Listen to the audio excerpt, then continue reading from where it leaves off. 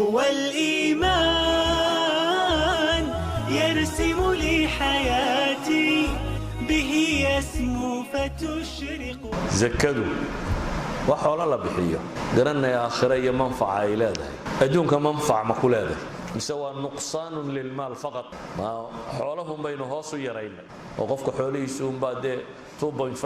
لغا جرى عموما شريعه الاسلاميه markaynu eegno ilaahay wuxuu tilmaamay kay la yakuna dawlatan bayna al-aghniya xoolahum waxa loogu talagalay inaanay inta wax haysato qudha dhex wareegin dunidaynu joognaana qaabka uu bini aadamku u dajistay uu wada wuxuu rabaa inta wax haysato qudha inuu ku wareegto inta kalena inaanay gaadhin dunidaynu maanta ku noolahay iyadoo waxay qaadatay baabu riba halku ninku la rabay inuu isagu saka bixiyo wax bixiyo ayaa la yiri kii xoolaha lahaa isagu xoolaha qaato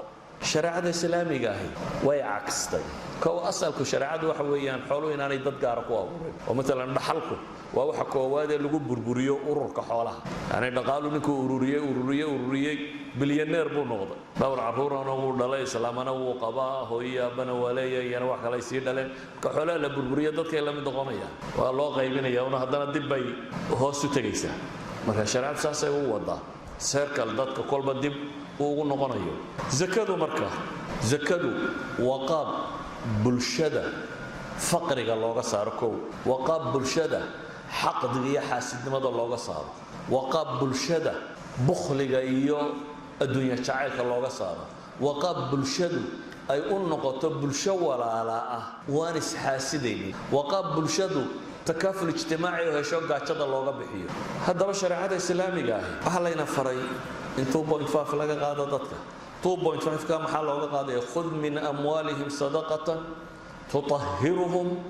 وتزكيهم بإلهي زكاة 2.5 أصول شعرنا لغا قادة انتي شرعه قوة جبية حولها وشرعه قوة جبية لما انتود 2.5 لغا قادة نظامك الضريبة الصدام معها الدنيا استعماشها marka waxaad arkaysaa shirkadka waaweyn iyo nimanka lacagta haysta iyo dadka xoolaha leh waan waxba waa bixinaynin oo hadaa waxaan oo dariiba dawladdu ay ka qaadaa waxay ka qaadaa fuqarada masaakiinta soo ogdin inay idinku tihiin kuwa dariibada bixiya se waxa u haysataan tujaartiinu inay bixiso shartu ma bixiso shartu marka buu dekada keenaya dawladdu waxa laga yaabaa 2 milyan oo cashuur ay ka qaado isagu 2 milyan bay expenses ku qoraya dabeetana jawaankiisa kortay uu $15 ku soo iibsaday 2 milyan $3 baa ka koray buu leeyahay wuxuu oranayaa jawaankani wuxuu ugu joogaa $18 dabeetana faa'iidadii buu saarayaa $2 oo kale uu saaray marka $20 buu suuqa ka siinay koob shaah oo kasto aad cabtay badbay dawladdu cabtay shaar kasto aad iibsato badbay dawladdu cabtay ninkani wax ma bixin hada laga guray idan yaa bixiya cashuurta waxa bixiya masaakiinta fuqarada shariicada islaamigana fuqarada wax laga ma qaaday qaniyada wax laga qaadaa zakada waxa bixiya dadka wax haysta iyaguna waxay cashuurta ka qaadayaan maxay wax ma haysatada dadka wax ba haysan idan miskiin baa miskiin la fuulo lama maqasheen dadkan wax ma haysatada baa laga guraa lacagta shariicaduna waa cagsiga shariicadu waxa weeyaan inta wax haysatay qaniga ah ayaa zakada laga qaada oo deesakadu hadhow gaadhi mayso dhaqaaliye maxaa la sameeyaa waxay yiraahdaan qaar calculation sameeyay systemka zakada hadda systemka zakada shariicadu u dejisay in loo qaado iyo systemka daraa'ibta Mareykanku u dejistay in loo qaado mid waliba wuxuu soo saari lahaa wadanka Mareykan lacagta taala hadii la sidina dhigi lahaa daraa'ibta qaadaan oo dhan 3% bay u dhigantaa zakaduna maxay ahayd 2.5 marka dhaqaale dhinmay maayo inta in lag dawladda way soo galaysaa almost 2.5 marka qaaday halkana 3% uu noqon lahaa waxa sida kale loo qaaday zakadu laakiin waxay sameynaysaa koow qofka muslimka ah zakada bixinaya wuxuu bixinayaa can tawcin isagoo ilaahay abuurtay ugu dhawaanaya waa marka koowaad ilaahay buu ugu dhawaanaya wuxuu bixinayaa isagoo ilaahay kula tijaaraysanaya oo janno ku raadacaynaya wuxuu bixinayaa isagoo naar kaga cararaya wuxuu bixinayaa isagoo maalinta qiyaamo dhibteeda raba in ilaahay kaga faydo wuxuu bixinayaa isagoo raba maalkiisa in ilaahay u barakeeyo idan can tawcin wuxuu bixinayaa maxay isagoo isagu ogol oo raalli ku abu bixinaya cashuurtuse qolyahan maxaa la yidhahdaa liberal democracy-ga qaybo ka mid ah oo cashuura badan diidan ayaa mid ka mid wuxuu yidhahdaa cashuurtu waa legal theft buu yidhahdaa waa tuugo sharciyaysan buu leeyahay waa dhac sharciyaysan oo intay sharci kuu dhigteen ba adiga jeebkaaga qasab ku baadhanaya buu leeyahay qofkan muslimka ee waxaystaa wuxuu isku dayay inuu dadkiisa faqriga ka saaro waa qaab faqriga loo saaro inay faqriga saarto waxaynu ku filan dee tajribadii doctor Shiine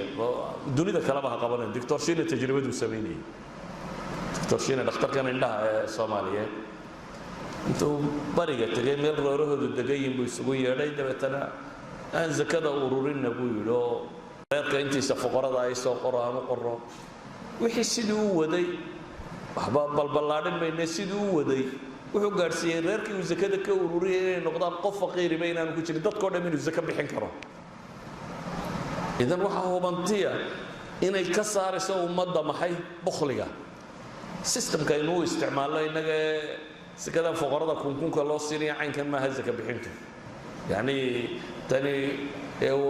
ama qofkii ku shaxaadaba intaad u dhiibto aad oranayso waa zakada buuga zakada aad ku sii qorayso taasi system ma systemka zakadu waa system quraanka iyo sunnadu ay ka waramayaan oo la rabo bulshada in lagaga saaro maxay faqriga in lagaga saaro oo dadku qofkii zakada waqtiga sanadkan qaatay marka la siiyay inuu faqriga ka bixi karo isna sanadka dambe uu wax bixin karo waxay yaraysaa xumaha bulshadu ay soo haysiyo colaada